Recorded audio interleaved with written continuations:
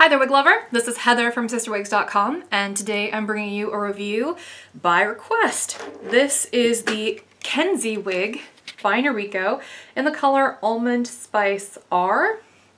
So before I get too far into this review, I just want to say if anybody from Noriko is watching, please bring back my favorite color.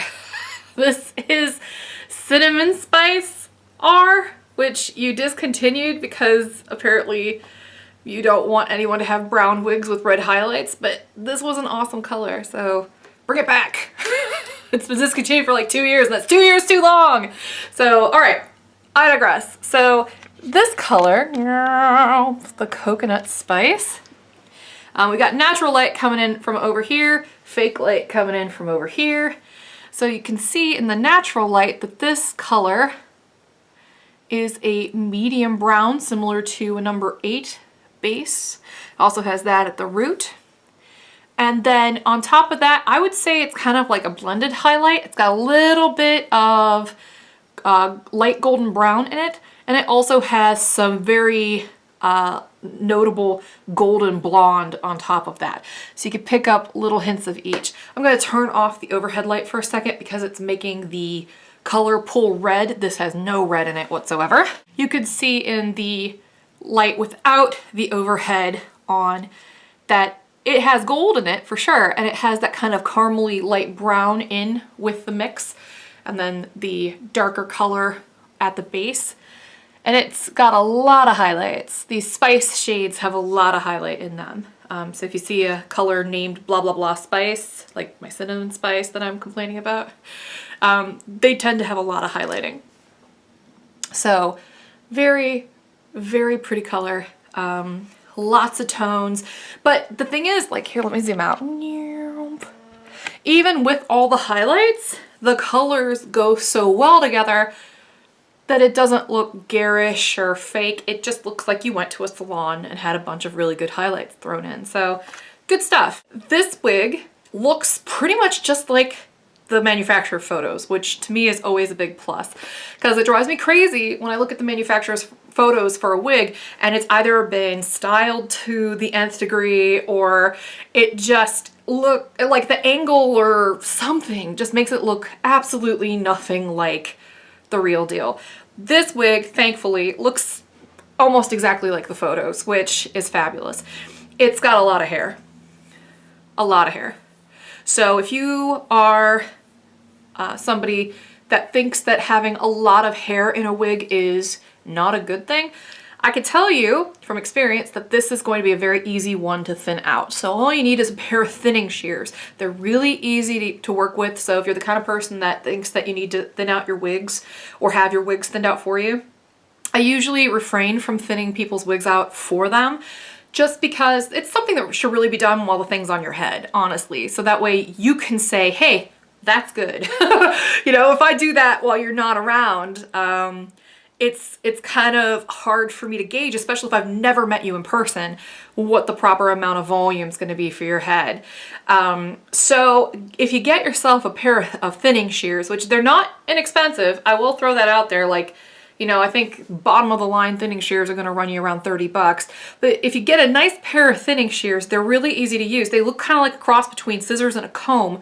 And you basically just take them up here at the top and run it all the way down the length of the hair. You won't see noticeable cuts at all. They're designed to avoid that. And especially in a wig this poker straight, I mean, it's just got a little bit of a curve down here at the bottom. It's going to be really easy for you to thin that out.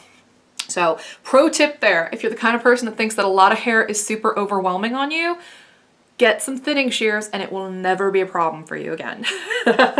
All right, so that aside, let me go ahead and turn around so you can get a look at this.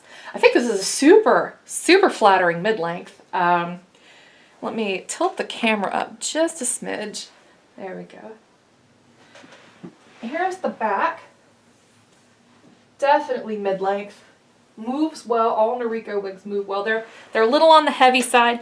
This one is almost 5 ounces, which for a wig of this length that's made out of synthetic fiber is kind of heavy. No joke, because you would expect that kind of weight maybe from a human hair wig of comparable length and volume. So, but you're getting a lot of hair, and the hair itself is fairly thick, not just in the amount of hair, but diameter of the hair is thick, so it tends to be a little heavier. So if you comb that forward like that. This wig has 100% hand-tied monofilament top and a big bump of permatease here in the back. So if I turn to the side again, you can see what I'm talking about. It goes and it looks like you gotta bump it on in the back. That's pretty much a universal feature of all Noriko wigs, including all their mono top wigs. They're gonna have that telltale bump. But I do think that the bump on Kenzie is very nice. I don't think that it's too much. Sometimes in their shorter styles, that bump can look very abrupt, and I try to point that out where I can, where it's kind of like, here's a monotop and then bump. and they're done that way on purpose. It's a stylistic feature that Noriko does intentionally. But it's something not everybody likes, so I figure I might bring that to your attention as well. So let's see here. The front of this has varying lengths. If I comb this forward, roughly 5 inches in the front. Goes a little bit longer to about 7.1 inches. Crown down 10.65, so the bottom layer in the back is going to be below your chin. And then the nape is 8.65 inches. So right around the shoulders is where this is going to hit, maybe a little bit lower, but it's not a long wig. So if you're looking for a wig with a lot of length to it, you're probably gonna want to go elsewhere.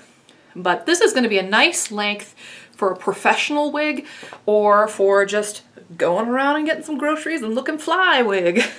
So I'm gonna go ahead and turn the overhead light back on so we can get a little bit brighter in here, so I can show you what the cap construction looks like. We've got nice polyurethane strip, single monofilament top. We've got open wefted sides and back. The perimeter doesn't stretch much, but that's because it's a Noriko wig. Does not have an extended nape, but does have felt in the back. And the ear tabs are nothing special. They've got a little bit of lace on them. And then these adjust kind of like a bra strap here on the sides. And let me go ahead and flip this back inside out so I can show you the top with the monofilament there. You can part this, like I said, any way you want. And the color is gorgeous. It has lots of that beautiful light brown with a little bit of the golden blonde here, mostly towards the front. And then the base shade itself, as you can see at the nape here, is actually, I'm gonna turn that light off again. The base shade, oh, that's much better, is a medium golden brown. So no red, as you can see in the picture. So, but lots of gold. Has lots and lots of gold, warm caramel tones, and gold blonde highlights throughout. Just a very heavily highlighted shade, but it's done so well that it just looks really professional and pretty. I think this color is one that doesn't get reviewed very often, but it's very pretty. And before I go anywhere else, just in case I forget to mention it, generous bump of permatease here in the back that I alluded to earlier. And I mean, it's definitely not hard to find. So luckily the style of the wig actually falls over the permatease very nicely, so you don't have to worry about people seeing it. I like the polyurethane strip that they put in the front of these wigs. Other manufacturers do that as well. Henry Margaux, Louis Ferré, John Renault has a couple wigs like that, but most of their wigs don't have a lot of polyurethane. Specifically, their smart lace wigs have like virtually no polyurethane on them. The polyurethane's really nice because it gives you a place to put adhesive, and it's kind of sticky on its own without being truly sticky, so it does kind of give a grip to the wig to help keep it in place. Now you might have some flyaways here in the back where the permatease is, but I don't think it looks all that bad. I think it's just because the hair is long enough back here that it just kind of drapes over it and kind of weighs down the flyaways. So, all right, so there's my long rambling review of the Kenzie wig by Noriko in the color Almond Spice R.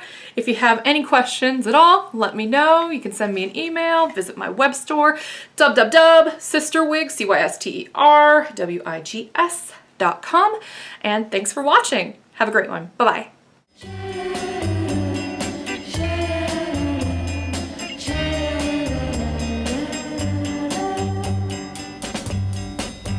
Je sais qu'un jour je vivrai sans toi le temps.